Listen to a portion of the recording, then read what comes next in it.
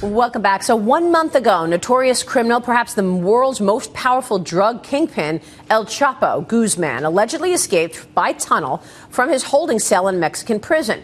Now we are learning that a Mexico court ruled to suspend an arrest warrant to extradite El Chapo to the United States. Joining me right now is Mexican cartel expert and author of The Cartel, Don Winslow. Don, great to have you on the program. Thanks for having me. You are one of the foremost authorities on El Chapo. We are thrilled you're here today because this latest move by Mexico to block the extradition leads many to say the Mexican government is actually protecting him. Well, I think that's absolutely the case. Okay. Really, there are several things to look at here. Chapo and his organization, the Sinaloa Cartel, have had a cozy relationship with the Mexican government since at least 2001. So this is nothing new. The Mexican government blocked extradition 2 weeks before this so-called escape. That's the second thing, meaning they're protecting Chapo. Chapo does not want to be in a United States prison. And three, the Mexican government, refused our offer of help for resources in finding El Chapo.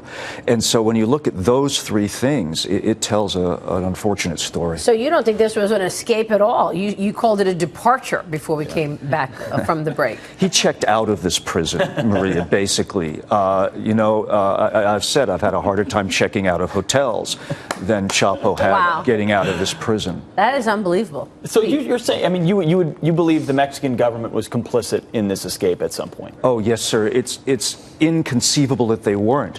If you look at a mile-long tunnel that took 10 months to dig, that came into a maximum security prison, identical to the prison, by the way, that he escaped from in 2001, there's no way that you don't have complicity with the government. Now, you might say, okay, it's simple bribery, but it's more complicated than that because the government really is better off in some ways with Chapo on the outside than on the inside because his organization is now by far the most powerful drug cartel. And so that enforces a certain kind of peace in Mexico that they've been desperate to have for years. And when you consider the fact that since El Chapo's arrest, Mexico's illegal drug trade was thrown into chaos, with rival gangs from Central America trying to intervene, there's more chaos. And there's a theory that the government released Chapo to restore the trade and get stability back in the drug trade. Does that make sense to you? Well, it absolutely makes sense. And it's not so much that the government wants to restore stability for financial purposes. But, in 10 years, Chapo started a war in Mexico, basically. People in this country have no concept of the level of violence among these drug cartels, like headless bodies just littering the streets. Sure, right? Bodies hanging from bridges, littering the streets. In the 10 years of Chapo's war, if you will, over 100,000 people in Mexico were killed. Another 22,000 missing. They're not coming back. Sinaloa Cartel, and I believe with the at least passive aid of the Mexican government, won that war.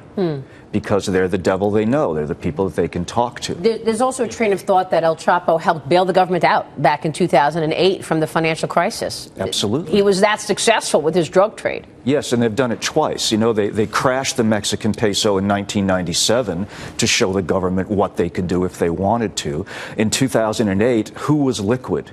Who had cash?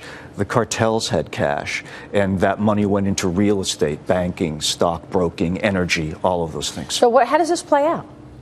Well, it doesn't make a lot of difference at the end of the day.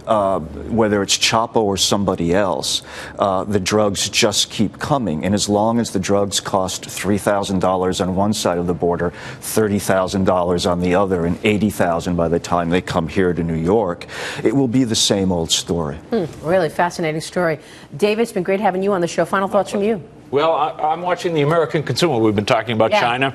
The American consumer is more important to us. We'll find out how they're doing with tomorrow's retail sales number. Exactly. The retail sales number out tomorrow. Don Winslow, great to have you on the show today. Thanks so much. Thanks for having me. Your expert knowledge on Chapo, and David Joy, good to see you as well. We'll see you soon.